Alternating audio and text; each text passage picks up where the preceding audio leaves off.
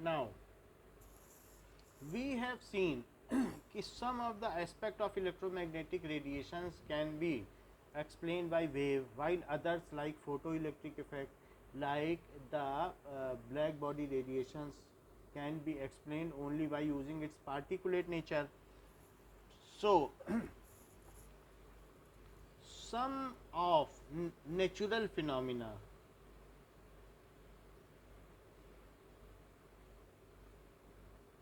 और कुछ भी जो लैब एक्सपेरिमेंट्स होंगे वो भी हो सकते हैं। अब जैसे ये फोटो इलेक्ट्रिक इफेक्ट हुआ, ब्लैक बॉडी एक्सपेरिमेंट हुआ, तो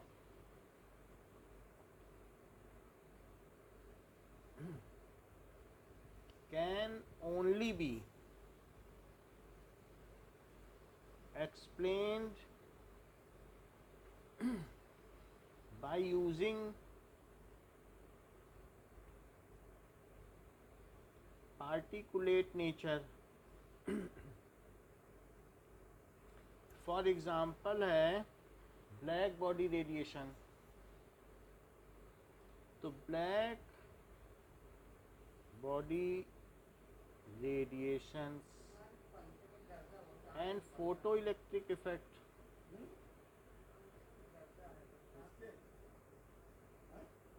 अच्छा इसमें दोनों चीज़ें हैं। इट यूजेस पार्टिकुलेट नेचर क्योंकि पार्टिकल निकला 1-to-1 ट्रांसफ़र है, as well as wave nature क्योंकि फोटोन में लेमडा भी इन्वॉल्व है, उसकी फ्रीक्वेंसी भी इन्वॉल्व है, तो इसका मतलब है वेव तो है ही है। बोथ यूजर्स ये क्या यूज़ कर रहे हैं, both users wave as well as, अगर वेव नेचर ना यूज़ करता तो लेमडा और म्यू की बात करता, लेमडा और न्यू की, बोलो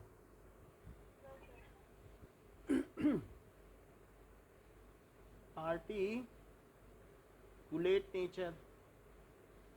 और प्लांक की क्वांटम थ्योरी तो पार्टिकल की भी बात करती है। तो इसलिए नाउ इसमें लाइन लिखी है कि it displays particle properties in contrast to wave like properties in interference and diffraction. तो कुछ ऐसे फिनोमिना हैं जैसे कि लाइट कभी भी अपने साइज के पार्टिकल से, छोटे पार्टिकल से टकराएगी अपनी वेव लेंथ से छोटे के, ये इसकी वेव लेंथ है, अगर उससे छोटे से टकराएगी तो ये एंड पर मुड़ जाती है, इसको कहते हैं डाइफ्रैक्शन। डाइफ्रैक्शन तब नहीं होता जब पार्टिकल का साइज इसकी वेव लेंथ से ये क्या हो, बड़ा हो, तो ऐसे केस में डाइफ्रैक्शन नहीं होगा, फिर तो स्कैटरिंग हो जाएगी फिर नहीं होगा। लेकिन अगर छोटा साइज हो तो मुड़ जाती लाइट। इंटरफेरेंस क्या होता है कि मान लीजिए जैसे वाटर में 2 वेव्स बनी, तो पानी में आप यहाँ पर एक वेव बन रही है, तो वेव बनने पर यहाँ एक कंकड़ है, एक डिस्टरबेंस आपने यहाँ पैदा किया है क्या, तो ये आपस में क्रस्ट और ट्रफ बनाएगी, और दूसरी वेव भी आपने बना दी है तो वो भी क्रस्ट एंड ट्रफ बनाएगी। पानी में आपने 2 कंकड़ फेंक दिए हैं, तो उनकी वजह से वो दोनों वेव्स आपस में कहीं ना कहीं एक दूसरे के, उनके क्रस्ट आपस में मिल जाएंगे और उनके ट्रफ आपस में मिल जाएंगे। तो क्रस्ट और ट्रफ में अल्टरनेट बना रहा हूँ, ये देखो ट्रफ है, ट्रफ का मतलब डॉटेड, और क्रस्ट का मतलब क्या है, बोल्ड। तो इसलिए जहाँ पर क्रस्ट मिल रहे हैं, जैसे क्रस्ट मिला, तो ऐसे ही अगर मैं और बनाऊं तो और भी क्रस्ट मिलेंगे। तो इस तरीके से वो कहीं पानी बहुत ज़्यादा उछल जाता है और कहीं पर पानी बहुत बिल्कुल एक दूसरे की वेव को कट कर देता है। तो इस तरीके से इंटरफ्रेंस पैटर्न भी देखने को मिलता है कि जैसे 2 वेव्स अगर एक ही मीडियम में प्रोपगेट हो रही हैं तो उनका आपस में प्लस और प्लस मिल जाए। अगर दोनों सेम फेज में कहीं टकरा गई तो कहीं सेम फेज में टकरा गई तब तो उनका एम्पलीट्यूड बढ़ जाएगा, इसको कहते हैं कंस्ट्रक्टिव इंटरफ्रेंस। तो कहीं वो ज़्यादा रोशनी देती हैं, और कहीं ऐसा भी हो सकता है कि अगर ये लाइट है और अपने से अपोजिट फेज से टकरा जाए ऐसे, तो इनके ओवरलैप से क्या होगा, ये वेव इसको काट देगी क्योंकि इसमें अपर रिपल है इसमें लोअर, तो एक दूसरे को कट कर देगी और यहाँ पर जो मिलेगा आपको मामूली सा मिलेगा। अगर वो भी तब भी जब डिफरेंस हो, नहीं तो कुछ भी नहीं मिलेगा क्योंकि कट कर रही ना। ये प्लस में है तो ये किस में है,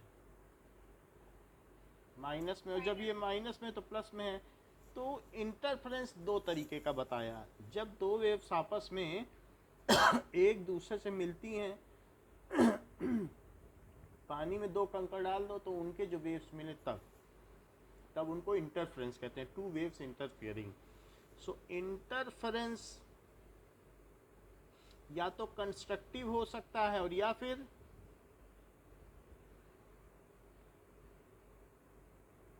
डिस्ट्रक्टिव। तो कंस्ट्रक्टिव इंटरफेरेंस में उनका एम्पलीट्यूड ऐड हो जाता है, ये A1 प्लस A2 हो गया है,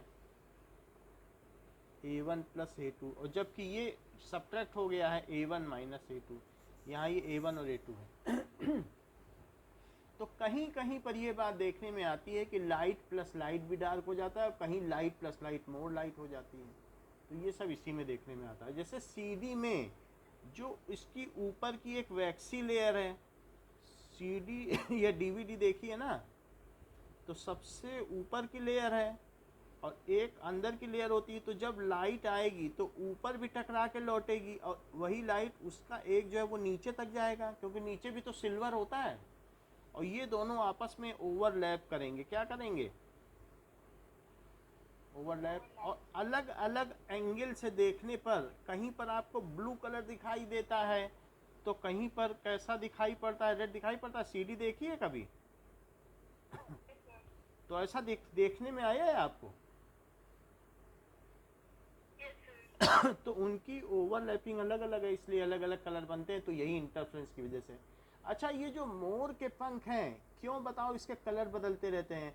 क्योंकि मोर के जो फेदर्स हैं उसमें एक वैक्सी लेयर है, तो एक जो वेव आती है वो अंदर तक चले जाके तब तक रिफ्लेक्ट होती है, और एक जो है उसके वैक्स से रिफ्लेक्ट होती है, और जब मेरी आंखों पे पहुंचती है तो अलग अलग एंगल पर वो अलग अलग कलर दिखाई देते हैं। तो इस वजह से वहाँ कंस्ट्रक्टिव और डिस्ट्रक्टिव इंटरफेरेंस होता है, और उसके जो फेदर्स हैं वो सुंदर लगते हैं। बोलो, बात समझ में आ गई? तो ये किससे बताया जा सका? Diffraction and interference could be explain by wave phenomena. On other side, photo electric effect का तो ऊपर बता ही दिया है। On other side diffraction and interference could be explained by wave phenomena, wave nature। तो इस तरीके से हम किसी एक पर रिलाई नहीं कर सकते हैं, दोनों पर है। And scientist were in dilemma to accept the idea that light possess either particle or wave or both nature।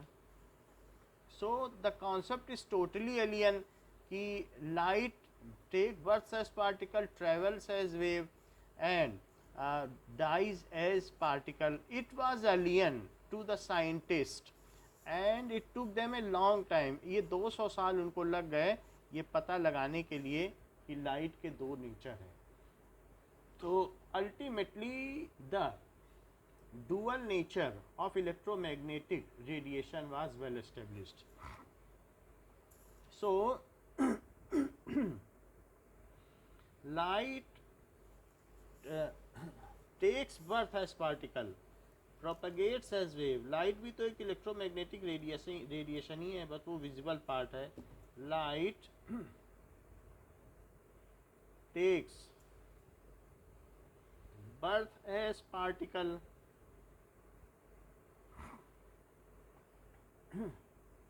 travels as wave and when it interacts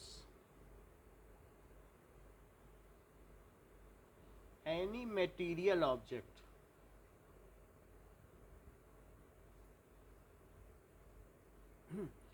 dies as particle। Now duality of electromagnetic nature. Dual nature का मतलब है कि वो प्रकाश एक कण भी है और तरंग भी है। डुअल नेचर ऑफ विद्युत चुंबकीय तरंगे, electromagnetic radiation. Dual nature of electromagnetic radiations was unanimously accepted, सर्वसम्मति से स्वीकार कर लिया गया।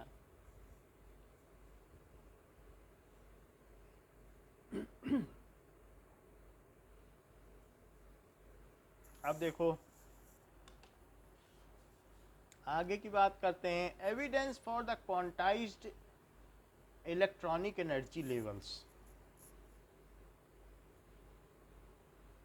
फॉर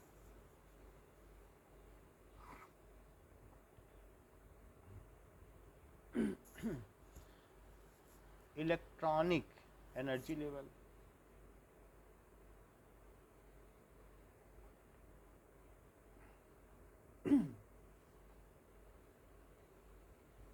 नाउ कुछ चीजें हम जाने। What is spectrum? So when light is passed through a prism, जब किसी प्रिज्म से पास करते हैं, triangular prism, so when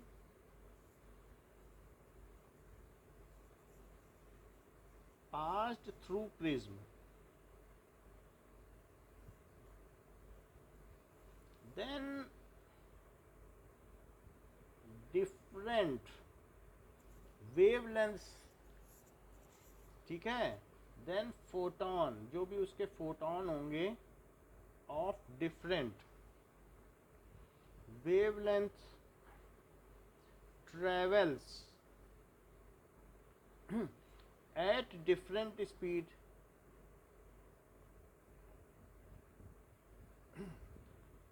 and hence bend at different angle.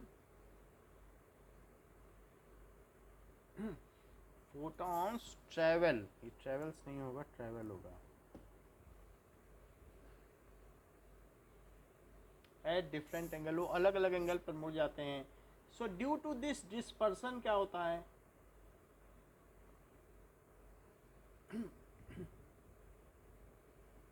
Due to this dispersion the photons of various wavelengths are arranged on screen in increasing order of wavelength। क्योंकि आप ये देखते हैं विबग्योर एक increasing order ही तो है। So due to this dispersion, photon of different wavelength get arranged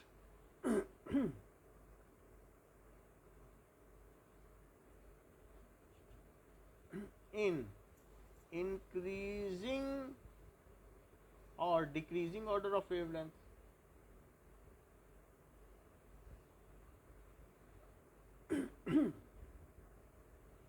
wavelength या फिर फ्रीक्वेंसी का भी ऑर्डर कहा जाता है। फ्रीक्वेंसी के ऑर्डर में भी कि अगर लाइट इससे पास हो रही है किसी प्रिज्म से, तो प्रिज्म से पास होने पर यहीं से ही इनमें अलग अलग कलर आ जाएंगे, इनमें मुड़ना होगा, फिर और आगे चलने पे ये और मुड़ेंगे, तो स्क्रीन पे नीचे से विबग्योर मिलता जाएगा। जिसमें ज़्यादा एनर्जी है उसमें ज़्यादा मुड़ना होगा, तो यहाँ ज़्यादा टर्निंग हो रही है ये। सो ऊपर रेड हो गया और नीचे ब्लू हो गया, इस तरीके से हमें देखने को मिलेगा, और बीच में ग्रीन होगा तो हो जाएगा। तो इस तरीके से ये चीज़ होगी। सबसे नीचे ब्लू या इंडिगो भी कह सकते हैं। सो पर्पल बना लो, कुछ भी बना लीजिए, वॉयलेट। तो different waves are arranged in different order. ये अब जरा देखो, ये हो गया। नाउ तो लाइट में क्या ये इनका इंक्रीजिंग या डिक्रीजिंग ऑर्डर है? जरा चेक कर लें कि यहाँ से आर की तरफ बढ़ो तो लेमडा बढ़ रहा है क्या, और यहाँ से नीचे बढ़ो तो क्या फ्रीक्वेंसी बढ़ रही है और एनर्जी बढ़ रही है? तो ये एक स्पेक्ट्रम हो गया। Okay, so the arrangement of light, arrangement of electromagnetic radiation, सिर्फ लाइट की मत बात करो, इसमें सब, इसमें गामा भी गुजारो, एक्सरे, पूरा सन से आने वाली सबको गुजारो, तो वो गामा से लेके इंफ्रारेड तक सब एक लाइन से आ जाएंगी। सिर्फ विजिबल की बात मत करो। बात समझ में आई कि नहीं?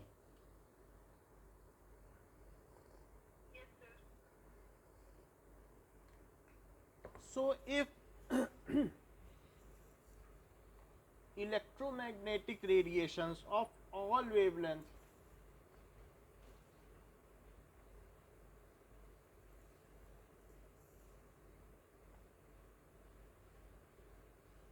ठीक है, from gamma rays to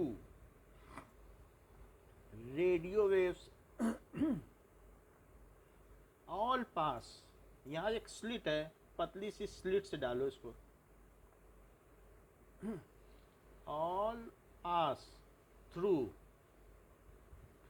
prism, तो ये दिस इज कॉल्ड स्पेक्ट्रम। ये ऊपर जो हमने बताया ये क्या कहलाता है? Electromagnetic spectrum. ये स्पेक्ट्रम बुक में लिखा है। अब ये देखो, all pass through prism, then they get arranged और उसे एक स्क्रीन पे लिया जाए इन increasing order of wavelength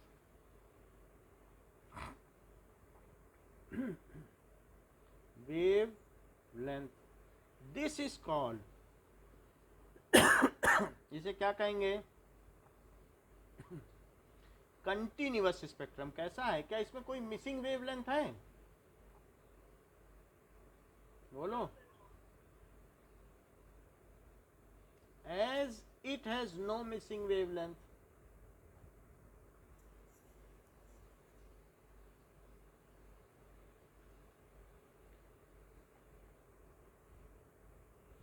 now if a continuous radiations जिसमें all wavelengths हो is pass through hydrogen, atomic hydrogen, if continuous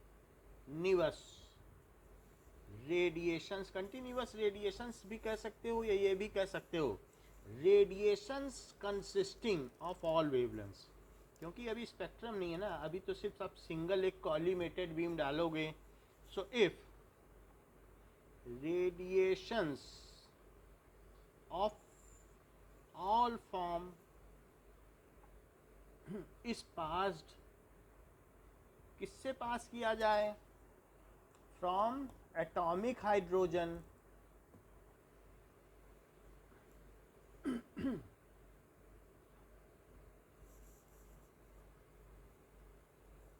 hydrogen gas, तो क्या होगा? Then electrons of hydrogen picks up, then electrons of hydrogen picks up, क्या pick कर लेते हैं?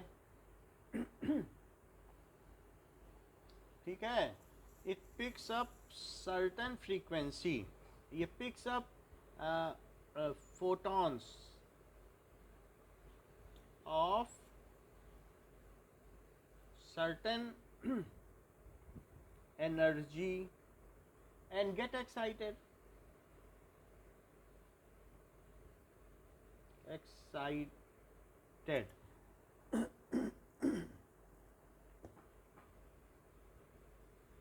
Excite हो जाते हैं, ऊपर चले जाएंगे, and these frequencies get excited to higher energy state, higher energy states, these photons are found missing when it is passed through prism. अब ये वहाँ थोड़ी ना मिलेंगे जब प्रिज्म से पास करोगी, बोलो। मान लो ये आई, इसको एटॉमिक हाइड्रोजन से पास कर दिया, फिर प्रिज्म से पास किया, तो एटॉमिक हाइड्रोजन ने कुछ रेडिएशन एब्जॉर्ब कर लिए कि नहीं? तो क्या वो इसमें मिलेंगे अब प्रिज्म में? तो वो मिसिंग होंगी कुछ लाइनें। तो these radiations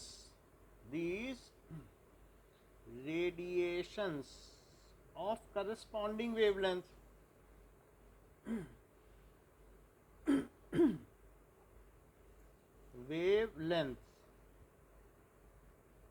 are found missing if the same light is passed through prism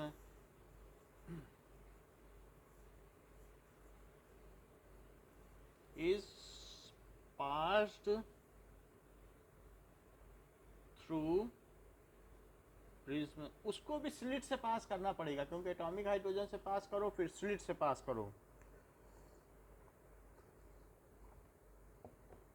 तो अब हमें जो लाइट मिलेगी तो उसमें हमें कुछ फ्रीक्वेंसी मिसिंग मिलेगी। तो वो हमने आपको बता दिया है कि जैसे कौन कौन सी मिसिंग मिल रही हैं। तो एक तरफ से आप कर लो, उसमें कुछ ना कुछ मिसिंग मिल जाएगी। जैसे हमने बताया रेड है, तो रेड लिया तो सब मिली, लेकिन रेड में एक दो नहीं मिली। तो जरूर वो एक पर्टिकुलर एनर्जी है कि जिसको उस बैंड से उस बैंड तक जाने में जितनी चाहिए होगी उतनी ले ली, तभी तो नहीं मिली।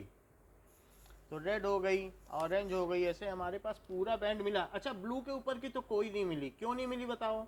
क्योंकि ज़्यादा एनर्जी होगी 5.6 से ऊपर की तो वो ले ही लेगा, वो क्या छोड़ेगा? वो तो आयोनाइज हो जाएगा ना। तो अगर ज़्यादा की है तब तो कोई दिक्कत नहीं है, लेकिन ऐसे अलग अलग कलर की हमने देखी तो सारे में हमने ये देखी, ये सब मिलती गई। इसके अलावा हमको ग्रीन भी मिल गई। ओके, तो ग्रीन में जो भी मिले विब ग्योर ये है। So it is like this. हमको सब वेवलेंथ मिली, कुछ इंडिगो भी मिल गई। It is like this.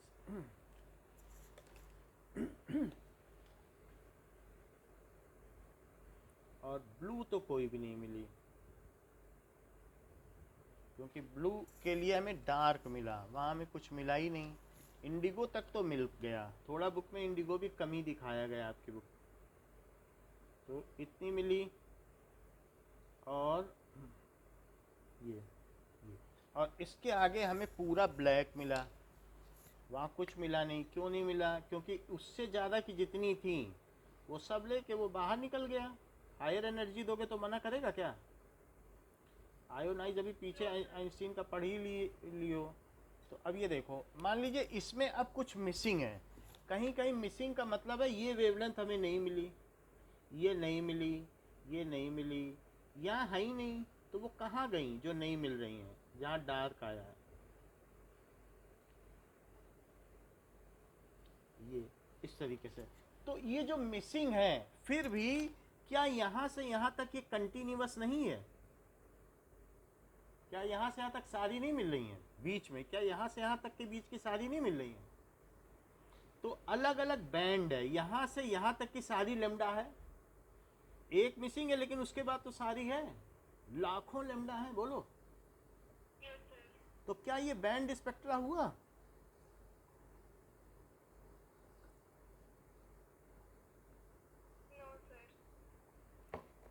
हुआ। बैंड स्पेक्ट्रा का मतलब होता है कि इसमें देखो कि सारी एनर्जी मिल रही है, यहाँ के लेमडा से लेकर यहाँ के लेमडा तक तो कोई मिसिंग नहीं है। बैंड का मतलब होता है एनर्जी, बैंड का मतलब है कि लगातार ऑल एनर्जी मिले तो उसे बैंड कहते हैं। किसी एक पर्टिकुलर वैल्यू से किसी एक पर्टिकुलर वैल्यू तक, उसको बैंड कहते हैं।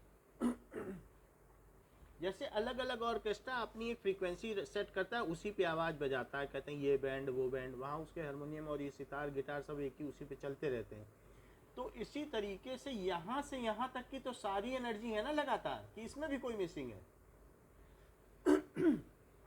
तो ये वन बैंड हुआ, ये क्या हुआ, वन बैंड। इसके बाद फिर इससे यहां तक क्या ये दूसरा बैंड नहीं हुआ,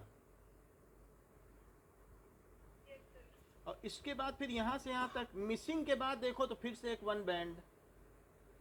तो मतलब if all the frequency between any two frequency is present then it is called a band. बोलो बात समझ में आ गई। And absorption spectra consist of several bands. बताइए,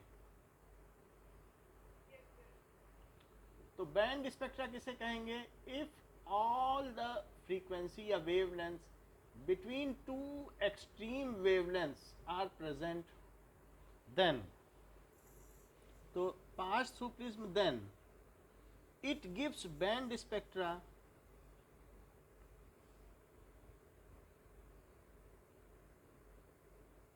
स्पेक्ट्रा इसलिए बोल दिया क्योंकि बहुत सारा स्पेक्ट्रम है, एक नहीं है। जब बहुत सारा होता है तो स्पेक्ट्रा बोल दिया जाता है। अब जरा देखें, सो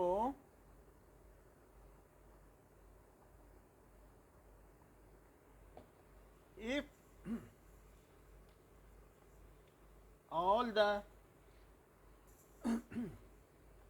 wavelengths between two extreme wavelengths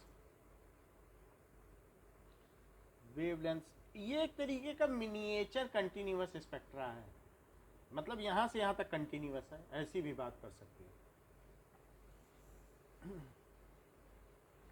are present, then it is called band spectra।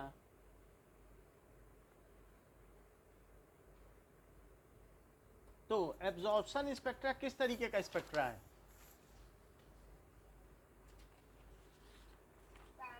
हाँ समझ में आ गई बात। So absorption spectra consist of several bands.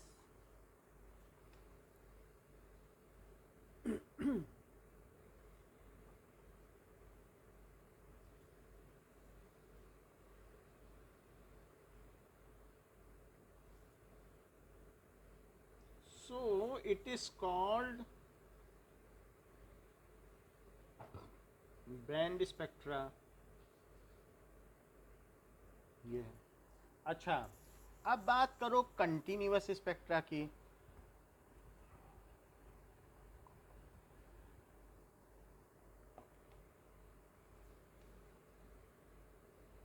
Continuous तो हो गया है, अब हम लोग लाइन स्पेक्ट्रा की बात करेंगे। लाइन स्पेक्ट्रा क्या होता है, line so when excited sample of atomic hydrogen gas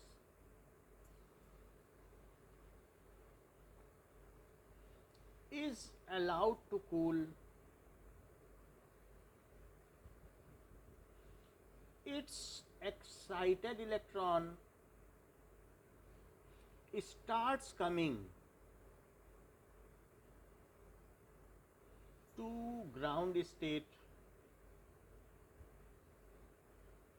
and emit, और क्या करते हैं, corresponding photons of corresponding energy, photons of corresponding energy equal to, जो कि किसके इक्वल होती है, difference of energy level between two transition state, जहां से जो जहां जा रहा है, equal to difference of energy between two transition state. बोलो बात समझ में आई कि नहीं। यदि एक्साइटेड इलेक्ट्रॉन वापस आने लगे, कोई कहीं से कहीं भी वापस आएगा, तो जरूरी नहीं है, मैं ये नहीं कह रहा हूं कि सब जीरो पे ही आ जाएंगे, हो सकता है कोई यहाँ से यहाँ भी आ सकता है, यहाँ से यहाँ भी आ सकता है। वो ट्रांजिशन स्टेट है, वो उसकी परमानेंट स्टेट तो नहीं है। तो लेकिन नीचे आएगा तो क्या वो एमिट नहीं करेगा फोटोन?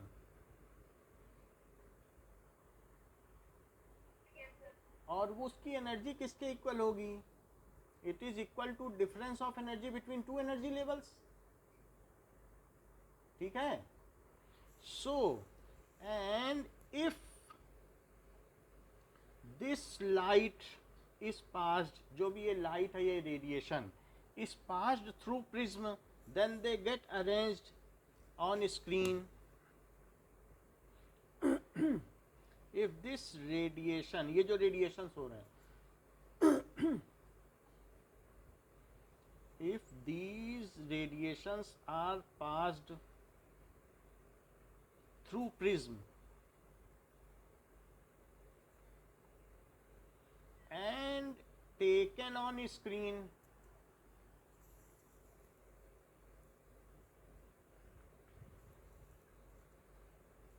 then तब क्या होगा? few lines are found on screen, क्योंकि वो selected ही हैं जो आ रहे हैं। then क्या होगा?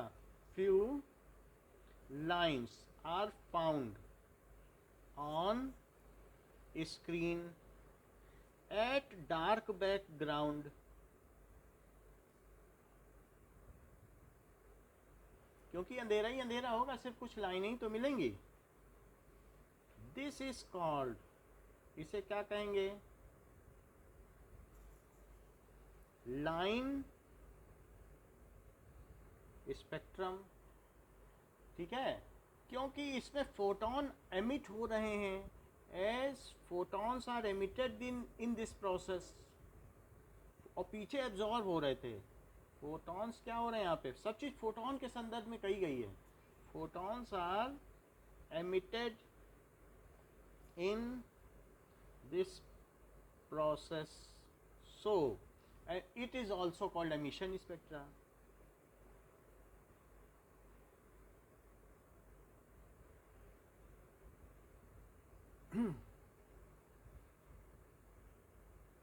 ठीक है?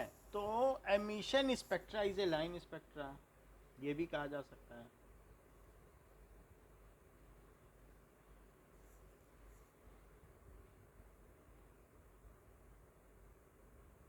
Now अब देखें,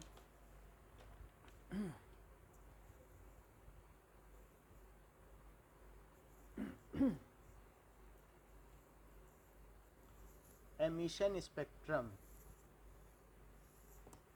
emission spectrum, according to Wikipedia, the emission spectrum of a chemical element or chemical compound is now अब जरा देखो कि एमिशन स्पेक्ट्रा दिखता कैसा है। ये कुछ लाइनें दिखती हैं बस, क्योंकि वही फोटोन क्या होते हैं? एमिट हो जाते हैं। तो एमिशन स्पेक्ट्रा समझ में आई बात आपको? अच्छा, ये अलग अलग के हैं, देख लो। अगर मैं बड़ा करूं तो कुछ हाइड्रोजन का फोटो है, कुछ हीलियम का है, दिख रहा है आपको साइड में लिखा हुआ? हाइड्रोजन, हीलियम, नियॉन, तो अलग अलग हैं। समझो जैसे हमारी, तुम्हारी और तुम्हारे मम्मी पापा की शक्ल अलग अलग है, उसी तरीके से इनकी भी तो सबकी अलग अलग ये चेहरा ही तो है। उनसे जो लौट के जो रेज आई उनको हमने लिया, जैसे हमसे लौट के आती है तो हमारा फोटोग्राफ बनता है, वैसे उनसे लौट के आई तो उनका एक चेहरा है। तो ये चीज़ है। अच्छा, तो फिर ये कंटिन्यूअस स्पेक्ट्रा कैसा होता है? ये देखो कंटिन्यूअस स्पेक्ट्रा, ऊपर वाला, सिर्फ सबसे ऊपर वाला, उसमें कंटिन्यूअस है। अच्छा, एब्जॉर्प्शन स्पेक्ट्रा कैसा होता है? क्या उसमें कुछ लाइनें मिसिंग है? देखो कुछ काला काला दिख रहा है बीच बीच में, है कि नहीं? सबसे ऊपर वाले में। तो इस तरीके से जो लाइन मिसिंग है उनकी वेवलेंथ भी दी है इसमें। आप और देखोगे तो बता रहा है कौन सी मिसिंग है, ध्यान दो। सबसे ऊपर वेवलेंथ भी लिख रहा है कौन सी मिसिंग है। इस तरीके से वैसा हो जाएगा। सो हमने आपको तीनों स्पेक्ट्रम बता दिए। यहाँ तक समझ में आई बात?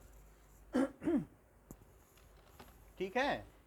अच्छा, एक बात और है कि ये जो जब लैम्डा जाएगा वहाँ, तो जहाँ पर जाएगा वहाँ पर एक हमारा उसके पीछे, स्क्रीन के पीछे एक ऐसा यहाँ पर मीजरमेंट है कि प्रिज्म से जब भी लाइट जाएगी इससे टकरा के, तो जहां गिरेगी, ये ऐसे गई, तो जिस जगह पे गिरेगी यहाँ पीछे एक सेंसर है, वो बता देगा इसका लेमडा क्या है, ये बता देगा लेमडा क्या है। तो ये स्पेक्ट्रोस्कोपी है। स्पेक्ट्रोस्कोपी क्या है? स्पेक्ट्रोमीटर क्या है? An instrument used to depict the lambda, कि जब आपका एमिशन स्पेक्ट्रा या एब्जॉर्प्शन स्पेक्ट्रा आ रहा है तो कौन सी लाइन मिसिंग है, या लाइन स्पेक्ट्रा में कौन सी लाइन पाई गई है। हमारा इंटरेस्ट सिर्फ उसी में है कि मिसिंग लाइंस कौन सी है एब्जॉर्प्शन में और एमिशन में कौन सी पाई गई, बाकी तो सब है ही है। तो उसको कौन देखेगा? Spectrometer is a device which measures the wavelength of spectrum taken on screen.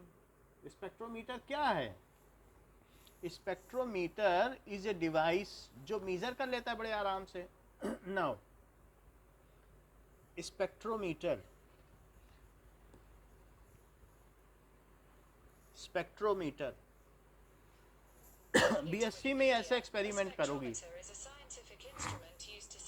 देखो हम आपको दिखा दें ये होता कैसे है, बाकी बीएससी में इससे एक्सपेरिमेंट करा देंगे। इसमें सब कुछ है।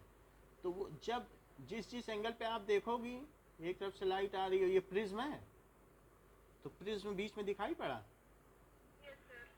उससे लाइट गई और जहाँ लाइट जाएगी तो यहाँ इसके ऊपर मीटर लगा हुआ है, उससे या कहीं पर भी मीटर है, उससे पता चल जाएगा कि कितनी लेमडा है। तो लेमडा का पता चल जाता है। यही स्पेक्ट्रोमीटर है। ये आपसे इस पर एक्सपेरिमेंट कराए जाएंगे बोर्ड्स के और ये सब, लेकिन ये बीएससी में कराए जाएंगे। इसके कई तरीके के वो आते हैं, पूरा असेंबली आती है जो बताई जा सकती है। We are not much concern about it, however it is like so. अब देखो, सो स्पेक्ट्रोमीटर क्या है? It is a device,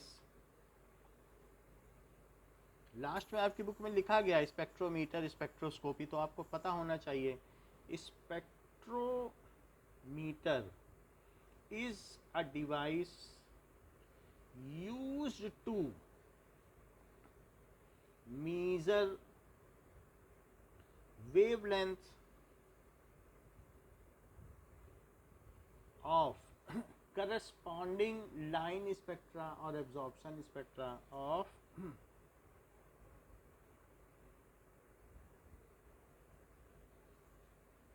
line spectrum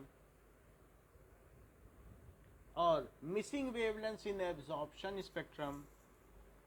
missing से हमारा इंटरेस्ट है, of spectrum taken on screen. वैसे तो ये हमारी आई ही रेटिना है, वो स्क्रीन का काम करती है, तो उसमें जो आ जाता है कि कौन सी मिसिंग है, आंखों पे बन रहा है, उससे आपने मेजर कर लिया। आपको अलग से स्क्रीन भी नहीं चाहिए। इसमें एक आई जो है अब आई पीस भी है। What is spectroscopy? The science of measuring various wavelengths of ये जो है, and this technology is called spectroscopy। हम स्पेक्ट्रम को मीज़र कर रहे हैं, उसको देख रहे हैं। स्कोप का मतलब देखना, स्पेक्ट्रम को देखना, फिर उसको मीज़र करना। The science which deals with parameter of, उसके क्या क्या पैरामीटर्स हैं ऑफ ये स्पेक्ट्रम इस कॉल्ड, उसे क्या कहेंगे? स्पेक्ट्रोस्कोपी। बोलो, बात समझ में आ गई? अच्छा, अब आगे आपके बुक में और लिखा है लाइन स्पेक्ट्रा भी एक एटॉमिक स्पेक्ट्रा है। लाइन स्पेक्ट्रा किसी भी एटम के बारे में, हम हाइड्रोजन के, हीलियम के, जैसे आपने देखा था नियॉन के अलग अलग का लाइन स्पेक्ट्रा देखा था, तो हर एक के चेहरे को पहचान सकते हैं। So line spectra is used to detect various types of atoms. उनको पता करने के काम में आएगा कि नहीं, कौन सी गैस है इसमें, सिर्फ हम उसके थ्रू स्पेक्ट्रम गुजार दें और पता चल जाएगा मैं कौन सी गैस है। सो line spectrum is used to detect क्या डिटेक्ट करने के काम में आता है?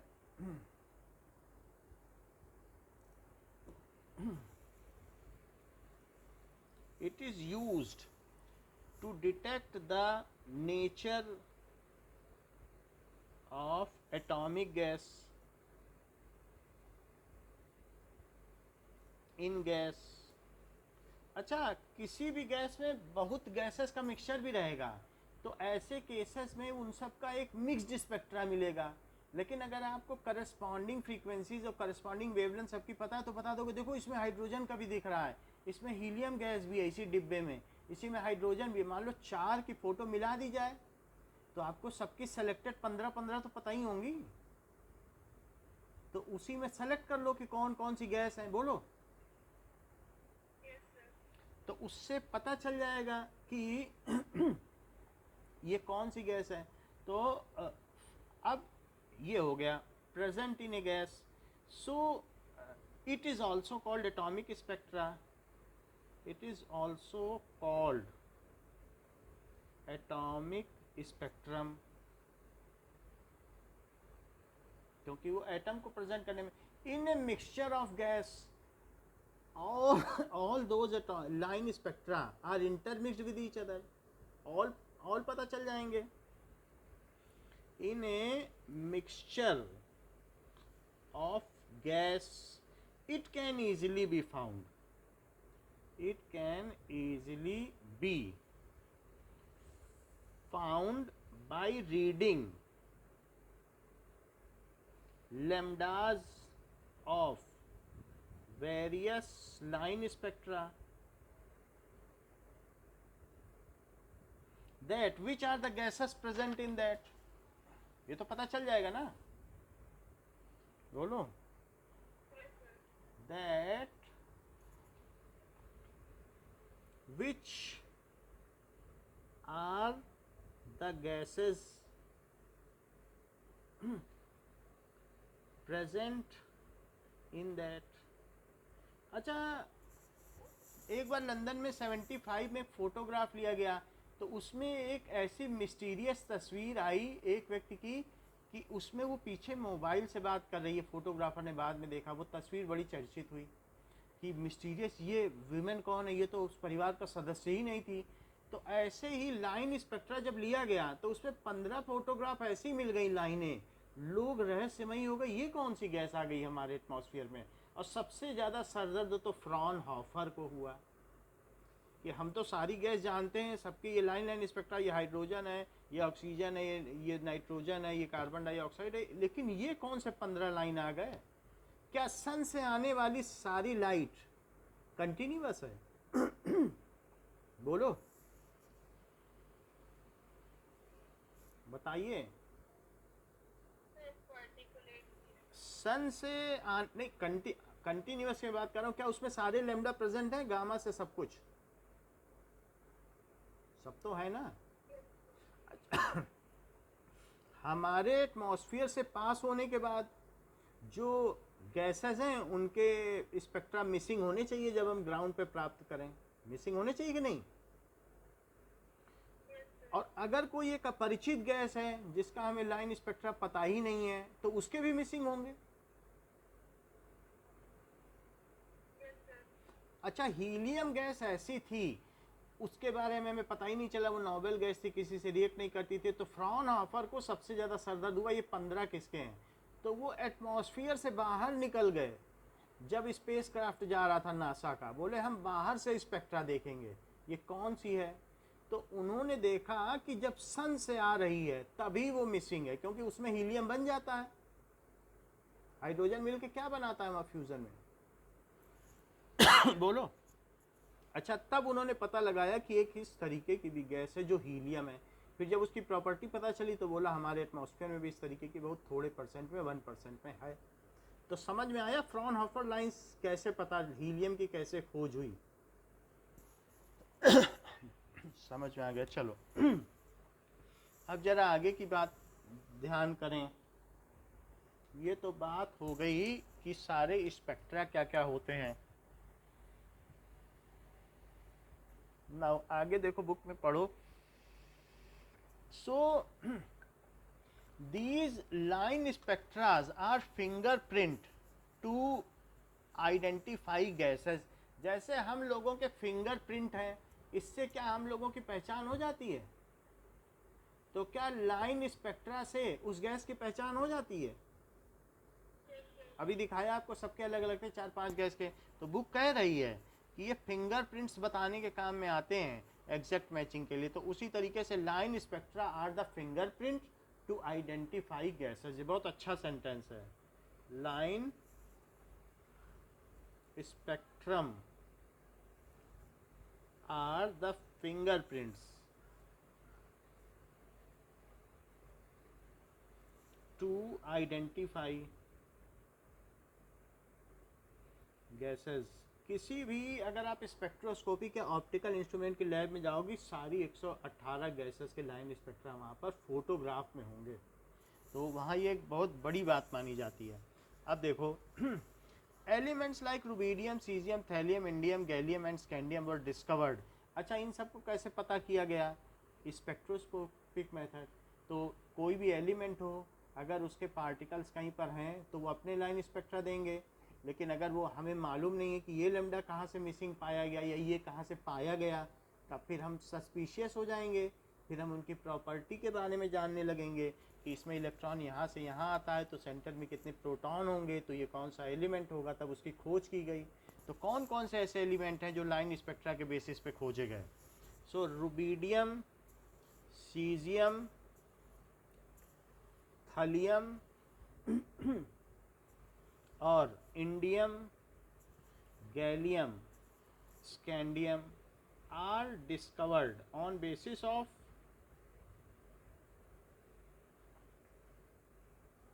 Line spectrum.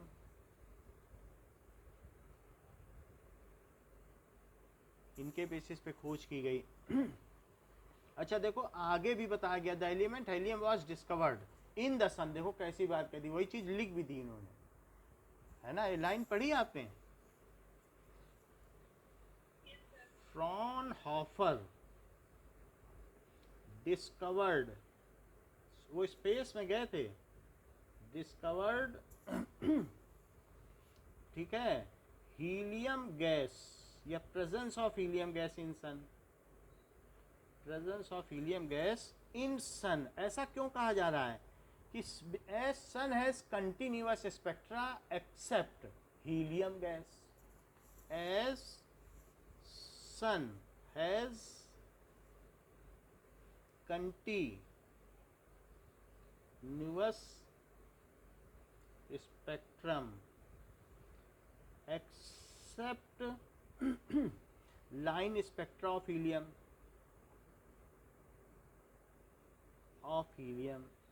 इसका मैं आपको एक फोटो दिखाता हूँ। Fraunhofer lines. According to Wikipedia, in physics and optics, the Fraunhofer lines ये are a देखो, set of spectral absorption lines named after the German physicist ये Joseph von Fraunhofer Fraunhofer. Lines देखो, ये लाइंस हैं जो missing पाई गई सन में। तो इससे पता चला, नीचे फ्रॉनहोफर लिखा भी हुआ है। फ्रॉनहोफर, हमने इसकी स्पेलिंग गलत लिखी, अभी हम ठीक कर देंगे आपके में। नीचे लिखा है फ्रॉनहोफर, लिखा है कि नहीं? फ्रॉनहोफर लाइंस, तो ये मिसिंग है। मैं इसकी स्पेलिंग ठीक कर देता हूँ। सो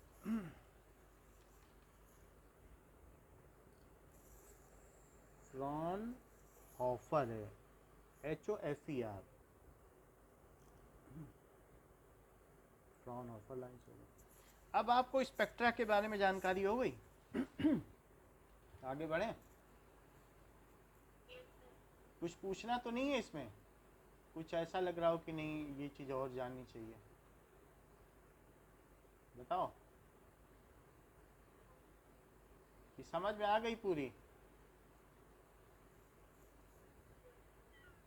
बोलो समझ में आ गई बात, तो आगे बढ़ें। पूछने का ही पैसा देती हो, और सब आपका पैसा बेकार जा रहा है, आप कुछ भी नहीं पूछती हो। इतना सारा पैसा मम्मी पापा देते हैं और कुछ भी नहीं पूछती हो।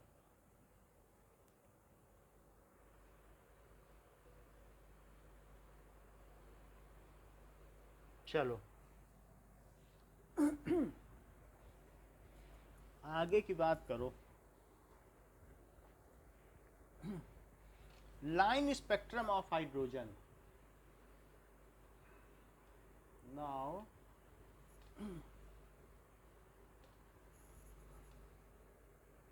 line spectrum of hydrogen। अब हम बात करते हैं हाइड्रोजन के बारे में। When an electric discharge gas, इसके पहले कि हम आगे की बात करें, हम आपको एक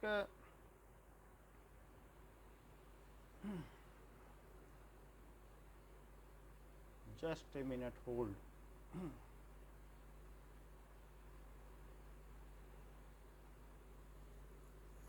फोटो इलेक्ट्रिक इफेक्ट। तो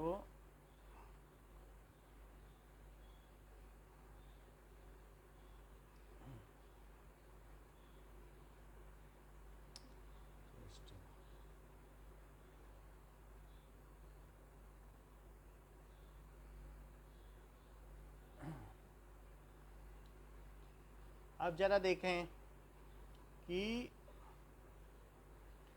फोटो इलेक्ट्रिक इफेक्ट का एक्सपेरिमेंट हम देख लें, फिर आगे बढ़ें। Hello everyone. Today we will learn how to perform the experiment of photoelectric effect in the lab. What is photoelectric effect? Photoelectric has two terms in it, photo and electric. Photo means light, electric means electric current. So photoelectric is defined as the phenomenon of emission of electrons from the metal surface are ejected. Now here there is a cathode, and when the electrons are ejected, they form a current in this circuit. The ejected electrons are called, अब देखो आगे, which is equal to H in. This knob has to be set at right hand side where a negative sign is there. So this way whatever voltage is applied, that will all be negative potential. Next we need light of different frequencies.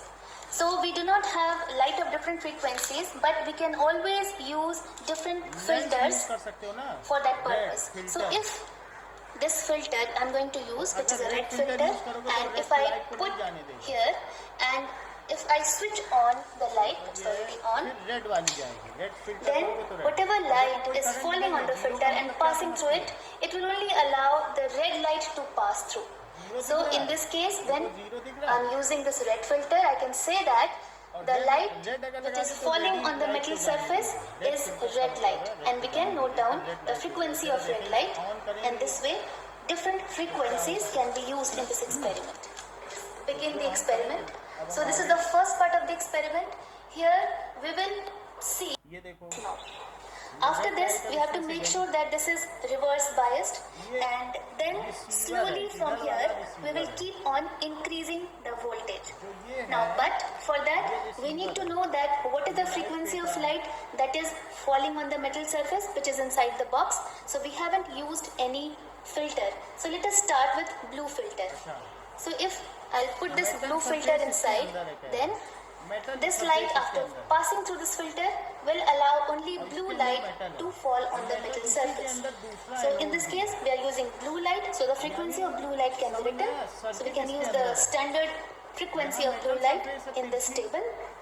Then to find out what is the stopping potential, इस पे गिरेगी तो इस पे आ we जाएगी, have to समझ में आएगा? keep changing the voltage from here, and then we have to keep on looking at the value of बोलो, current. मानसी समझ में आई? Presently, the voltage is 0. What is the फिर से current? बता दें। You can see that the current is 0.070 अब जरा check करो। microampere. This is the value of current at देखो the standard frequency of blue light. ये इसमें ये विंडो है, विंडो समझ में आया? अब देखो यहाँ विंडो से जब लाइट जाएगी तो इसके पीछे यहाँ पे क्या होगा? ये यहाँ पर अगर लाइट जाएगी तो यहाँ पे देखो कि एक यहाँ पर दिस विल बी ये एक मिनट, तो यहाँ पर एक इस पर गिरेगी और यहाँ पर एक रिसीवर होगा, ये रिसीवर। तो रिसीवर क्या करेगा बताओ? इससे लाइट जब इसमें गई तो फिर इलेक्ट्रॉन निकले तो ये क्या करेगा? रिसीव कर लेगा। ये जस्ट विंडो है। और बाकी इसके पीछे क्या है? क्या यहाँ पर एक ये सर्किट है? ये सर्किट है, बोलो। तो इस सर्किट से आपको जो करंट मिलनी होगी वो मिल जाएगी। इसे ही वो पॉजिटिव रखेगा और यहाँ से इस पर लाइट गिर रही, देखो लाइट जा रही तो इस पर गिर रही कि नहीं? तो ये है इसके अंदर सारा सिस्टम, इसके अंदर सिर्फ लाइट यहाँ से आ रही और इस पे रेड फिल्टर लगा दिया, इसका मतलब है रेड लाइट ही जाएगी। इस पे ब्लू फिल्टर, अभी फिल्टर दिखाया था इन्होंने कि नहीं? अच्छा, फिर इसमें 0.7 करंट आपने पढ़ी, 0.7 एम्पियर थोड़ी अभी दिखाई थी, चेक कर Set this at this आ गया button. होगा। And ये देखो, here ये अब ये current I. we have got the value of 0. तो So this इस is the तरीके से 0 ये है, हम current इसमें अलग-अलग करके and अलग-अलग कर we'll see that what is the corresponding voltage. सकते हैं और अलग-अलग फिल्टर लगा सकते हैं। अब देखो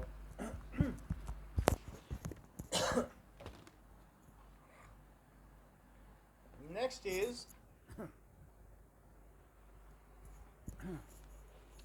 line spectrum of hydrogen.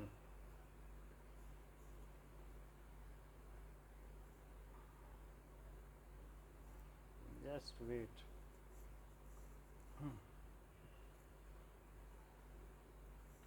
Photoelectric effect experiment.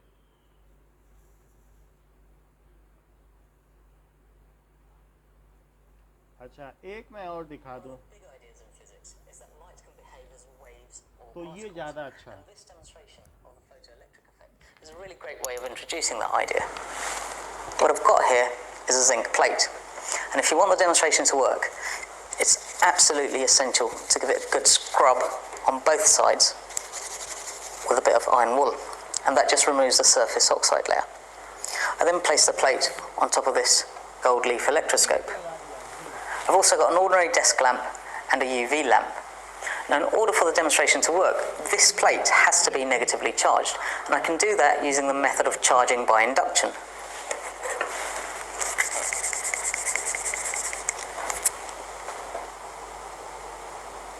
इसको चार्ज कर दिया।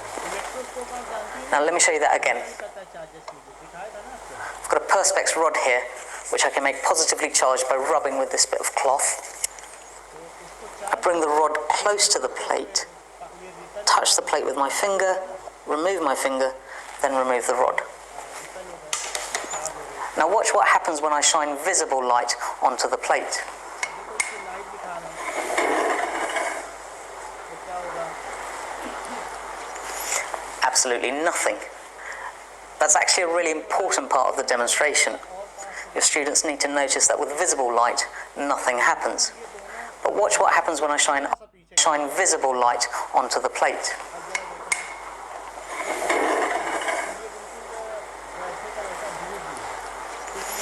Absolutely nothing. That's actually a really important part of the demonstration. Your students need to notice that with visible light, nothing happens.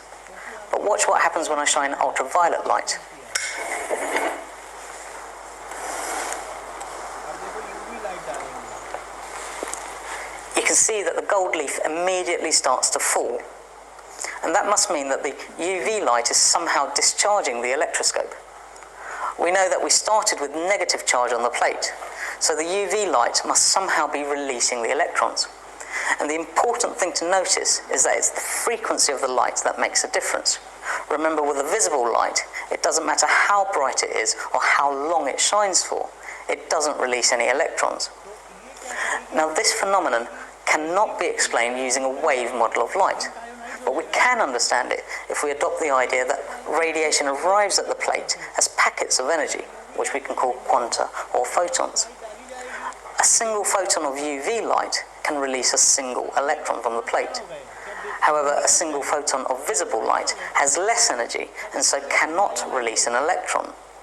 Now, this is a relatively simple demonstration to do, but it took the genius of Albert Einstein to explain what was going on, and it was for that work that he was awarded the 1921 Nobel Prize. अब देखो, तो मतलब इस तरीके के experiment आप देख सकती हैं कहीं पर, जिसमें आपको पता चल जाएगा कि इससे उस यूवी लाइट ने डिस्चार्ज कर दिया और इलेक्ट्रॉन दिख गए. Now there is line spectrum of hydrogen. So अब हम आते हैं लाइन स्पेक्ट्रम ऑफ हाइड्रोजन पर. Okay, just hold for 1 minute. अच्छा, लाइन स्पेक्ट्रम तो हमने देख लिया. इसके बाद एक साइंटिस्ट थे, वो बामर थे, एक स्कूल में कॉलेज में पढ़ाया करते थे. तो बामर ने देखा कि जो जो लाइनें यहाँ पर दिखाई पड़ी हाइड्रोजन की, उनके उन्होंने लेमडा देख लिए. उन्होंने देख लिया ये लेमडा, और वो गणित के बड़े ट्रिकी मास्टर थे, वो मैथ्स के टीचर थे. तो बामर ने सबके लेमडा नोट किए, लेमडा 1, लेमडा 2, लेमडा 3 ऐसे नोट कर लिए. अच्छा, वो भी जाया करते थे फिजिक्स लैब में. वहाँ पर एक फोटोमेट्री की लैब थी, उसमें वो जाया करते थे. तो वहाँ पर उनसे डिस्कस करते थे, बातचीत करते थे. उन्होंने देखा ये पता नहीं कैसे ये लेमडा आ रहे हैं हाइड्रोजन के. तो फिजिक्स ने टीचर ने उनको बताया ऐसे ऐसे यार ये पता नहीं क्या चल रहा है, हम निकालना चाहते हैं हाइड्रोजन के केस में. So Balmer was a mathematics teacher. Balmer was mathematics के प्रोफेसर थे. ये टीचर तो नहीं थे, सो प्रोफेसर थे. तो इन्होंने जब ये बात उनकी सुनी तो नंबर नोट कर लिए कि शायद हम कुछ कर सकें. तो इन्होंने देखा कि 1/λ अगर ये फार्मूला लगा दें 109677, वो लेमडा का आपस में रिलेशन उन्होंने पता कर लिया कि 1/2² और -1/3² किया जाए तो इसमें से एक लेमडा मिल जाता है. बहुत बड़ी बात, इतनी ये नंबर लेना ये इन्होंने ये फैक्टर सबसे पहले देखा. उन्होंने देखा ये फैक्टर सब में कॉमन है और ये पर सेंटीमीटर है, क्योंकि ये तो वेव नंबर होता है. ये क्या चीज़ होती है?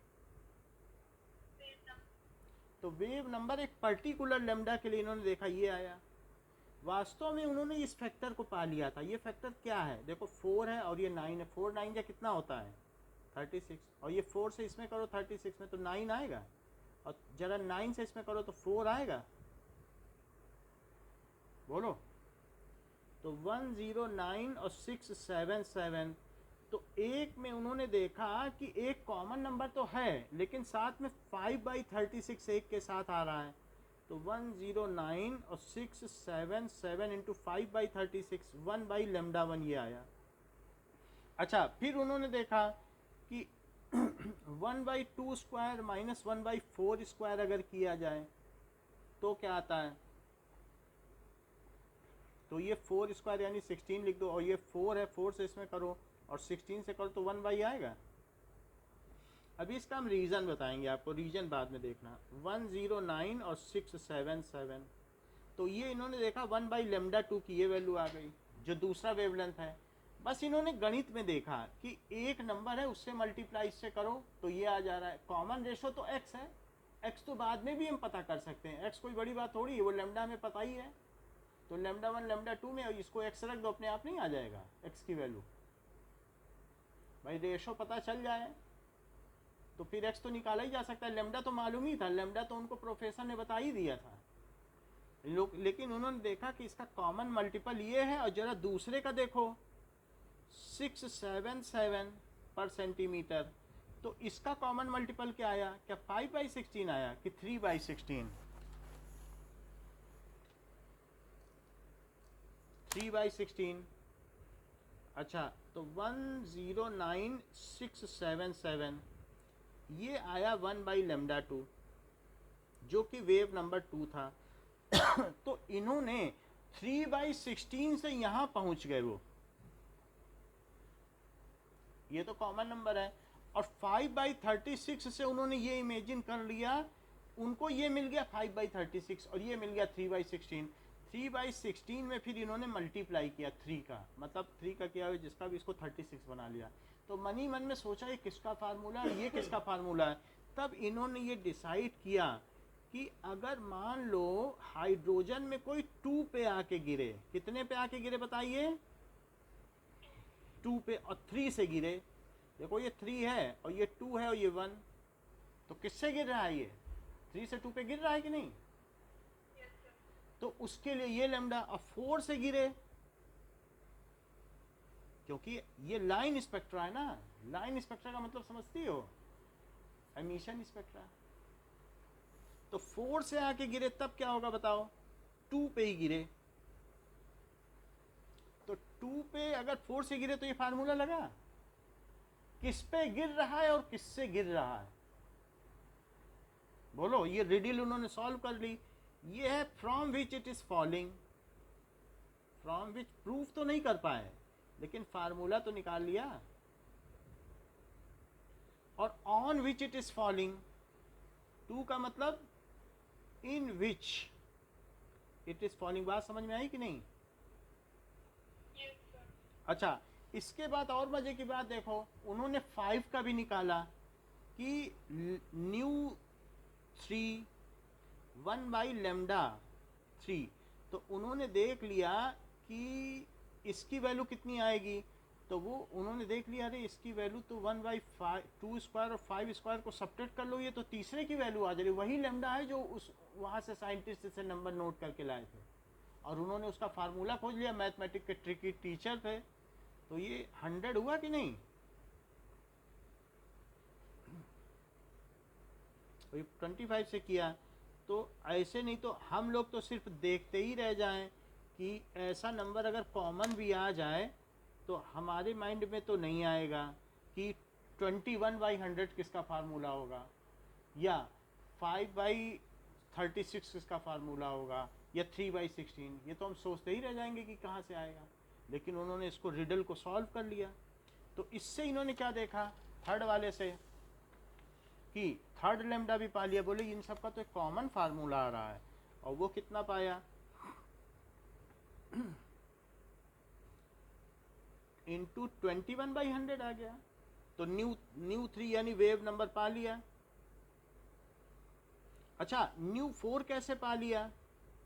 उसके लिए उन्होंने क्या फार्मूला लगाया होगा? वो कहाँ से कहाँ पे गिर रहा होगा? बोलो, 6 से गिर रहा होगा कि नहीं? ये 36 और ये 4, तो कितना हो जाएगा? और 36 से ये 1 आ गया, तो 109 और 677 1/λ4। It is nu 4। तो ये कितना आ गया? 109 और 677 और 8/36 आ गया पर सेंटीमीटर। अच्छा, अब इन्होंने ये जब सब देख लिया तो फिर एक फार्मूला बनाया कि जो न्यू है वो क्या है? इट इज 1/λ न्यू बार यानी वेव नंबर। अच्छा, और क्या है? इट इज इक्वल्स टू 109 और 677। अगर वो 2 पे गिरे तो 1/n², जहाँ n की वैल्यू क्या है? n की वैल्यू 2 से ज़्यादा है, या तो 3 है या 4 है या 5 है या 6 है या 7 है और आगे के, और इन्फिनिटी तक। किसी भी एटम के चारों तरफ इनफाइनाइट नंबर ऑफ सेल होती है। जब बहुत आगे निकल जाता है 6 से आगे तो भूल ही जाता है कि वापस आना है, तो ये मान लिया जाता है कि अभी आयोनाइज हो गया। लेकिन सेल्स में जो सेल्स होती हैं उसे इनफाइनाइट तक माना जाता है। अप टू कहाँ तक? अच्छा, ये इन्होंने फार्मूला निकाल लिया कि 2 पे गिरे। 1 पे क्यों नहीं वो निकाल पाए कि 1 पे गिरे? क्योंकि जब 1 पे गिरेगा तो इतनी एनर्जी निकलेगी कि वो अल्ट्रा वायलेट रेंज की होगी, उसको तुम पकड़ ही नहीं सकते किसी से। भाई 1 पे कोई चीज़ गिरेगी तो क्या वो एटम के बहुत पास नहीं आ जाएगी? बोलो, 1 पे गिरे और इतनी गिरेगी कि उसको तुम पकड़ ही नहीं सकते, वो अल्ट्रा वायलेट रेंज की होगी। उसको लाइमन ने पता लगाया बाद में, अभी ये बामर ने। और बामर ने क्या किया, चुपके से अपना सारा वर्क वो कॉन्फ्रेंस ऑफ साइंटिस्ट को भेज दिया, उसको बताया भी नहीं, जो जिस उसके साइंस के टीचर थे जो प्रोफेसर थे जिसने पूछा था उसको बताया नहीं, अपने वर्क के नाम से भेज दिया और इसको बोल दिया ये बामर सीरीज है कि मुझको इनाम मिल जाए. So it was called when electron fall on second shell, then it release radiations in visible spectrum. जरा चेक करो, आप अगला पेज पलटो तो जरा.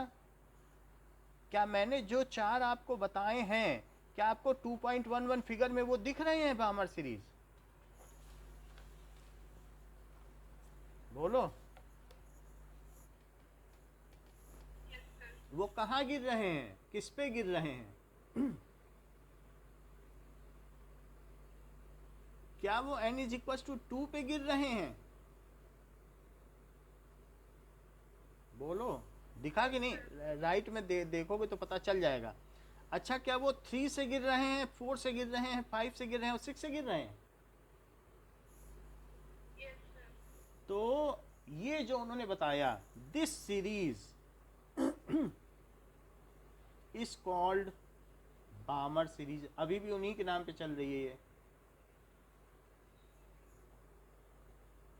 ठीक है. When electron from its excited states comes to first excited state, higher excite, क्या 2 first excited state है? इलेक्ट्रॉन तो 1 पे रहता है ना, वो उसकी ग्राउंड स्टेट है.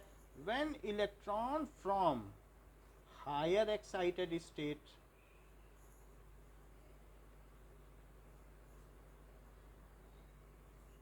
comes in, या falls in भी लिख सकते हो, falls in first excited state,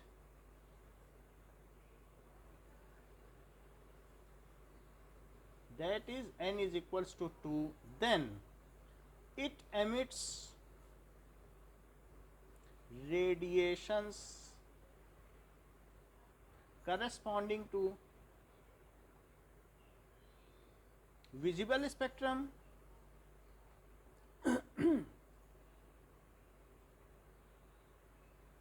and it is called Balmer series. It is called, बोलो इतनी बात समझ में आई? बताओ. अच्छा, फिर तो क्या था, लोगों ने कहा और भी निकाल लिए. उस समय फिर क्या था, इंफ्रारेड सेंसर भी डेवलप हो गए थे. तो बामर के बाद एक सबसे बाद में अल्ट्रावायलेट डेवलप हुआ. अल्ट्रावायलेट बहुत बाद में डेवलप हुआ, तो लाइमन ने सबसे बाद में निकाला.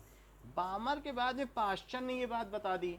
नाउ पाश्चन सीरीज, पाश्चन ने भी ये बात देखी, अगर 3 पे गिरे then it emits radiation in infrared. जरा उसके ऊपर वाली टेबल देखो, क्या उसमें इंफ्रारेड लिखा है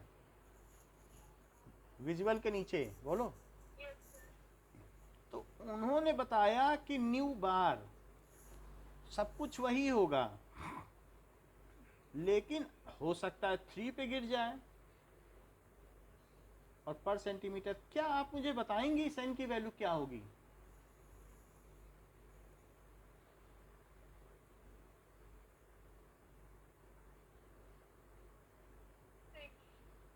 फोर नहीं होगी, 4 से 3 पे नहीं गिर सकता. भाई यहाँ देखो ना, 2 था तो 3 थी कि नहीं? 3 से गिरा था. कि ऐसे ऊपर से शुरू करोगे, बीच से शुरू करोगी क्या? उसके नेक्स्ट से शुरू करो. तो क्या लिखें?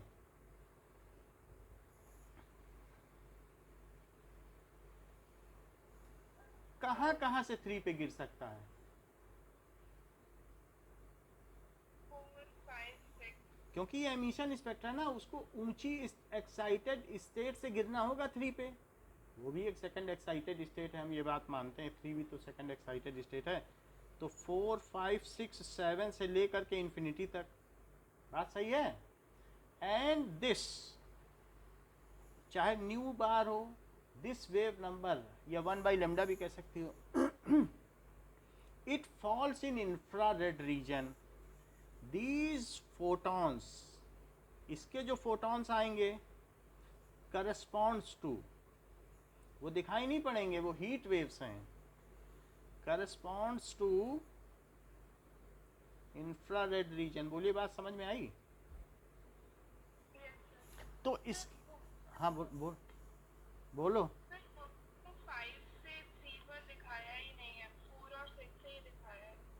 5 से सबसे दिखाया जाएगा, वो तो मिसप्रिंट है, उसको मत ऐसे करो, वो ऐसा नहीं होता है, वो मिसप्रिंट है। ऊपर देखो ना, ऊपर तो लिखा है पास्चन में 4 और 5 नहीं लिखा है। वो नेट में देख लेना, सब सही सही मिल जाएगा। अच्छा, पास्चन के बाद ब्रैकेट ने क्या देखा? ब्रैकेट ने भी कुछ देखा होगा, आप मुझे बता दो क्या देखा। मैं क्यों बताऊं आपको? बता सकती हो ब्रैकेट का फार्मूला तो बता दो, बोलो। बताइए कुछ अपनी तरफ से, तो हमें पता चले, समझ में आ रहा है। क्या लिखें? अब कहाँ गिरेगा? बोलो। 4 पे गिरेगा कि नहीं? बताइए। तो आपका माइक तो पहले बोल देती हो, माइक तो बाद में ऑन करती हो, तो हमें पता ही नहीं चल पाता है। तो n की वैल्यू क्या होगी?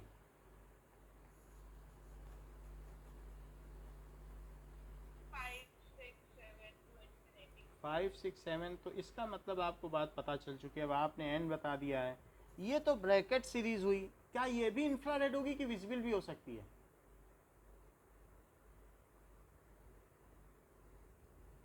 बोलो। क्योंकि जब 3 पे गिरने से विजिबल नहीं हुई, तो 4 पे गिरेगी तो क्या विजिबल हो जाएगी? 4 तो और दूर है, तो वहाँ तो ऐसे ही हल्का फुल्का चेंज आएगा, बहुत हल्के एनर्जी के फोटॉन होंगे। 1 पे गिरेगी तो खूब ज़्यादा एनर्जी निकलेगी, 2 पे उससे कम, वो विजिबल हुई। 1 पे गिरे तो अल्ट्रा वायलेट निकले, देख लो लाइमन में लिखा है अल्ट्रा वायलेट, दिखा। 2 पे गिरे तो विजिबल, और 3, 4 पे गिरेगी तो कितनी एनर्जी होगी? थोड़ी थोड़ी होगी, क्योंकि जैसे जैसे एटम से दूर जाओगे तो अट्रैक्शन कम होता जाता है ना। अच्छा, तो अगली सीरीज क्या है बताओ? फुंड है। सो दिस इज, कौन सी दी है आपके में? नहीं, लाइमन तो 1 पे गिरने की है, उससे ऊपर की बताओ क्या? फुंड भी तो है, फुंड नहीं दिया आपके में?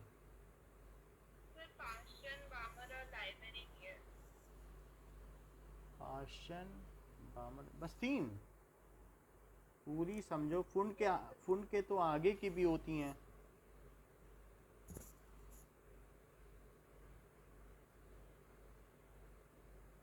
ये देखो, अगर मान लो, ये देखो हमारी बुक देख लो, वही हम जो मेरी बुक में मैं वो बता देता हूँ, फिर बाकी कम ज़्यादा अपनी तरफ से कर लेना। ये क्या लिखा है? अब 5 पे गिरे, समझ में आई बात? लिखा है कि नहीं? अच्छा अच्छा। So it is equals to, ये क्या होगा? 1 बाई लेमडा, और इसकी वैल्यू क्या होगी? 106,109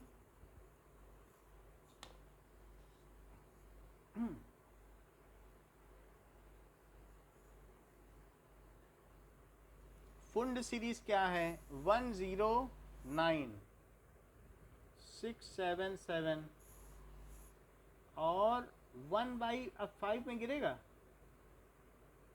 और किससे गिरेगा? n क्या होगा?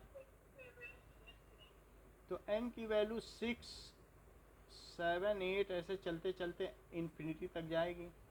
अच्छा, फिर बाद में व्हेन अल्फा, ये अल्ट्रा वायलेट डिटेक्टर्स, स्पेक्ट्रोमीटर, ऐसा स्पेक्ट्रोमीटर आएगा जो अल्ट्रा वायलेट को भी मेजर कर ले। When ultra violet detectors, infrared कैमरे तो बहुत पहले से मौजूद थे, जो अंधेरे में भी फ़ोटो ले लेते हैं, जैसे बिग बॉस में अंधेरे में भी फ़ोटोग्राफी ली जाती है। So when ultra violet detectors are ये डिस्कवर्ड वो जब बाद में इन्वेंटेड हुए, इन्वेंटेड में बनाना पड़ता है, डिस्कवर्ड में प्री एग्जिस्टिंग चीज़ को देखना पड़ता है। ये इन्वेंटेड, देन ये आविष्कार हुआ, then Lyman series, Lyman proposed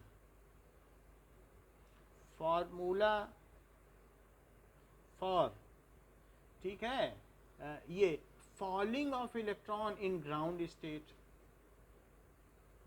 falling of electron in ground state.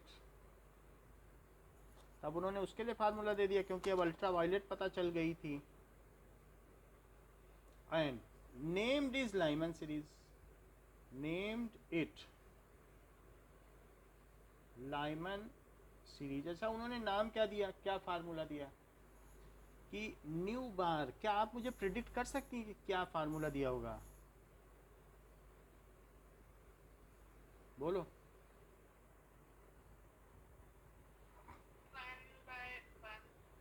Minus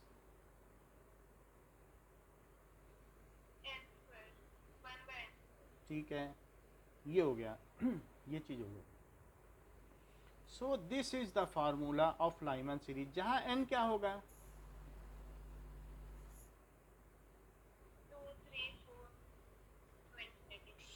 2 लेके इन्फिनिटी तक हो गया। अच्छा, Rydberg compiled all these formula. तो रिडबर्ग भी एक साइंटिस्ट थे, उन्होंने भी देखा कि जोहान्स रिडबर्ग ने सबको एक ही फार्मूले में पिरो दिया। So Johannes Rydberg compiled all this formula, और उन्होंने कहा कि किसी से किसी में भी रेडिएशन जा सकता है, ट्रांजिशन हो सकता है, 7th में भी हो सकता है, 8th में भी हो सकता है। So all these formula and given Rydberg formula, तो उन्होंने कहा कि जो म्यू बार है वो कुछ किया नहीं, बस ऐसे ही वही लिख दिया 677 और 1/n1 स्क्वायर और -1/n2 स्क्वायर ये कर दिया।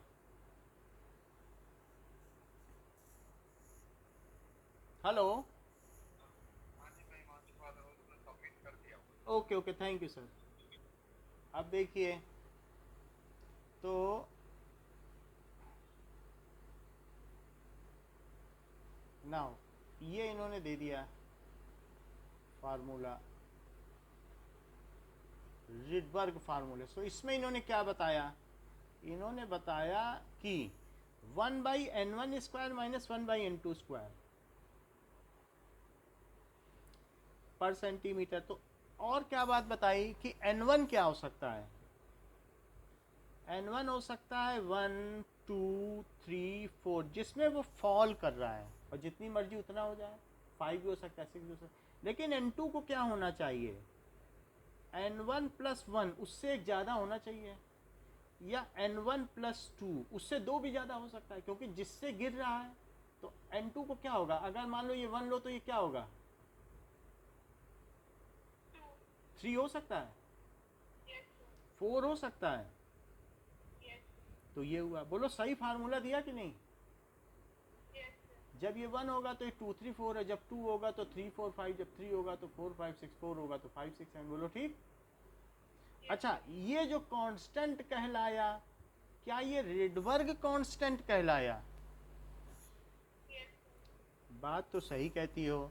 द वैल्यू 109 और 677 पर centimetre square is called Rydberg constant.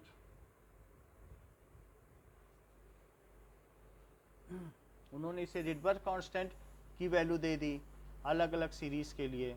Now अब हम इसके लिए ये रेडिएशंस देखें कि ये एनर्जी लेवल है कि एनर्जी बढ़ती हुई। अच्छा, एनर्जी लेवल का जरा गैप एनकाउंटर करना, तो ये एनर्जी लेवल का सबसे लोअर है, तो अब वो और भी नीचे भी हो सकती है, वो गिर जाए न्यूक्लियस ही में गिर जाए, वो केस हम नहीं ले रहे हैं, n इज इक्वल टू 1 ले रहे हैं। अच्छा 1 और 2 के बीच का जरा गैप देखो कितना ज़्यादा है, 2 से 1 में आ जाए तो कितना डिफरेंस है, क्योंकि बहुत पास हो जाएगा ना। अगर मैग्नेट को मैग्नेट के बहुत पास लाओ तो बड़ा मुश्किल है उनको अलग कर पाना, बोलो है बात कि नहीं। और दूर दूर में कितना भी हिलाते रहो कुछ होता है। तो इस तरीके से n इज इक्वल टू 2 के बीच कितना गैप है, और 2 और 3 के बीच का जरा गैप देखो क्या ज़्यादा है कि कम। हाँ, तो दूर से दूर में लाने में उतना ज़्यादा एनर्जी का माइलेज नहीं है, उतना गेन नहीं है। और 3 से 4 के बीच का गैप देखो क्या वो और कम हो गया। और फिर 5 का भी देख लें आप कितने तक बनी है, 5 6 तक बनी है। तो एक 5 का बना लें n इज इक्वल टू 5, और एक बना लें 6 का, वो और भी पतला होता जाएगा। सो n इज इक्वल टू 6। अब जरा देखो इसमें इलेक्ट्रॉन यहाँ से गिरे 2 से 1 में, यहाँ से गिरे 3 से 1 में, यहाँ से गिरे 4 से 1 में, यहाँ से गिरे 5 से 1 में, और यहाँ से गिरे तो 6 से 1 में। बोलो अच्छा क्या ये सारी लाइमन सीरीज कहलाएंगी? क्योंकि 1 पे गिरेगा तो क्या कहलाएंगी? अब 2 पे गिराओ तो 2 पे सबसे ज़्यादा एनर्जी कब मिलेगी? जब 6 से गिरेगा तब मिलेगी कि जब 3 से गिरेगा तब? तो जो 6 से गिरेगा तो आपको वॉयलेट एनर्जी मिलेगी। ओके देखो 6 से गिराओ तो वॉयलेट एनर्जी, और फिर उसके बाद उससे कम एनर्जी क्या कौन सी होती है? इंडिगो की क्या? हाँ वो इंडिगो बना है तो इंडिगो बना दिया हमने। अच्छा उससे कम में ब्लू लिखा है, ब्लू बना देना, ग्रीन बना देना, और उससे कम होगी तो रेड हो जाएगी। क्योंकि अगर 3 से 2 में गिरेगा तो कम ही एनर्जी मिलेगी। देखो अभी हमने एक गलती कर दी है, वो सही कर देते हैं। गलती तो पता चल गई होगी आपको, क्या गलती हुई है। ये यहाँ से नहीं गिरेगा, ठीक। तो ये कौन सी सीरीज हुई? सही कह रही हो। तो इट इज बामर सीरीज। 2 पे गिरे, इस तरीके से याद करो, ले बाप बर्फ, ले बामर, फिर पी से पाश्चन, और बी आर से ब्रैकेट, और एफ से फुंड। समझ में आई? Lyman, बामर, पाश्चन, bracket, फुंड। अब देखो अगर मान लो ये किससे गिरे, ये तो वॉयलेट हो गई, ये ब्लू हो गई, ये ग्रीन हो गई, और ये रेड हो गई। अब 3 पे गिरे, वो सब ऐसे इन्होंने बना दिए वॉयलेट कलर में, हमारी बुक में बनाई, लेकिन ऐसा कुछ होगा नहीं। 3 पे गिरेगी वो दिखेगी नहीं आपको। तो ये कौन सी सीरीज हो गई? पाश्चन।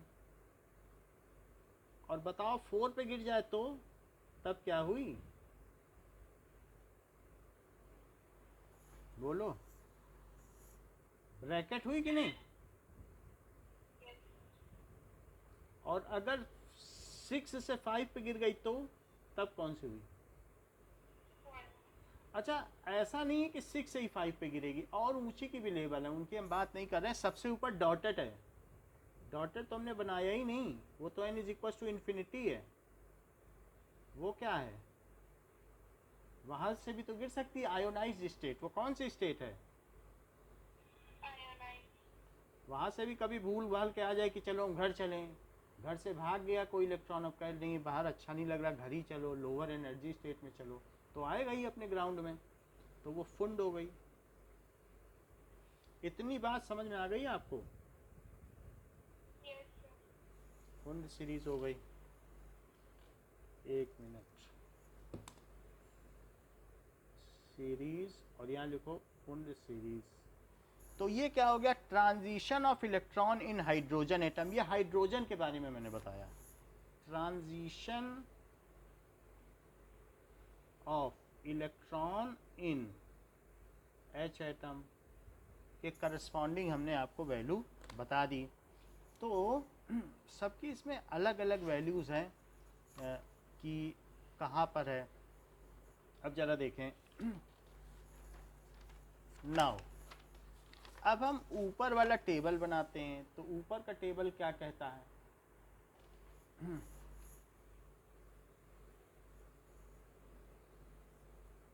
वो ये बताता है इसमें से इंफ्रारेड कौन सी होगी, विजिबल कौन सी होगी, और ये भी बताता है कि किससे किस में जाएगा, और सारी सीरीज के बारे में बता रहा है कि N1 क्या होगा और N2 क्या होगा, और साथ में वो स्पेक्ट्रल रीजन कौन सा होगा।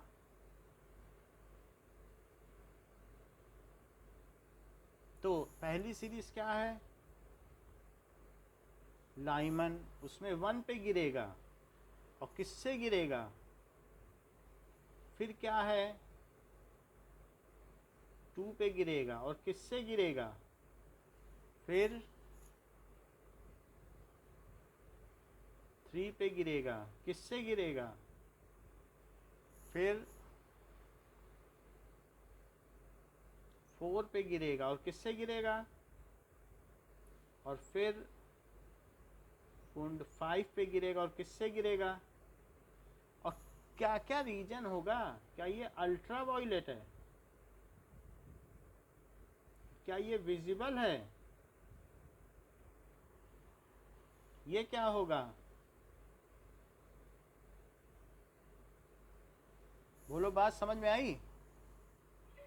The spectral lines for atomic hydrogen. The spectral line for atomic hydrogen. तो ये तो हमने आपको बात बता दी कि ये सारे जो है इम्प्रूवमेंट हुए। क्योंकि ये सारे इम्प्रूवमेंट इसलिए बताने पड़े क्योंकि अब इनके बेसिस पर बोहर अपना नया मॉडल पेश करने जा रहे हैं। अभी तक 2 ही मॉडल आपने देखे हैं, एक थॉमसन का देखा और एक क्या देखा, रदरफोर्ड। तो अब हम इसके आगे जो 3rd मॉडल है उसे कल देखेंगे। कल भी एक केमिस्ट्री की मॉर्निंग में क्लास रहेगी आपकी, तो उसमें हम देखेंगे कि फिर इनके बेसिस पर, ये तो सब इम्प्रूवमेंट हो गए, लाइट का डुअल नेचर भी इस्टेब्लिश हो गया है, सब कुछ हो गया है। अब हम देखेंगे बोहर अपना क्या नया मॉडल पेश करते हैं। बोलो, समझ में आ गई बात। आज के लिए इतना ही, बोहर का मॉडल कल के लिए। Thank you.